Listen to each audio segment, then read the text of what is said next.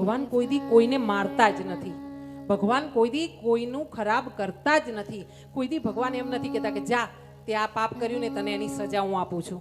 ભગવાન ક્યારેય નથી કરતા. આ તમારી ચોપડીમાં લખી લેજો, ગાંઠ મારજો. આપણે આપણા કર્મથી અને આપણી પ્રકૃતિથી આપણે મરીએ છીએ. જે આપણી આ પ્રકૃતિ છે ને, કુદરત, આ બે વસ્તુ આપણાને અસર કરે છે જીવનમાં.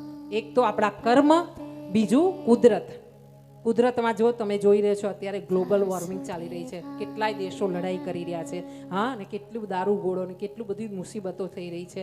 અને એ બધું જ્યાં થઈ રહ્યું છે તો એ તો કુદરત પ્રકૃતિમાં જ સમાઈ જવાનું છે. આપણે પ્લાસ્ટિકનો ઉપયોગ દરેક જગ્યાએ કરીએ છીએ. પહેલાંની બહેનો થેલી લઈ જતી. અહીંયા પણ મુંબઈમાં જોયું, મારી આ બહેનો આવે છે ને, શાંતાબેન અને એક બેન બીજા પણ, મને નામ ભૂલી ગઈ, તરતમાં બોલવાનું થયું ને એટલે ઉર્મિલાબેન. આ બહેનો આવે છે ને, એ લોકો એમની ટિફિન મોકલાવે છે કે કોફી મોકલાવે છે ને મને, તો એમાં થેલી લઈને આવે છે. પ્લાસ્ટિકની થેલી નથી લાવતા એ બહેનો. હા, ધન્ય છે તમે અને હું.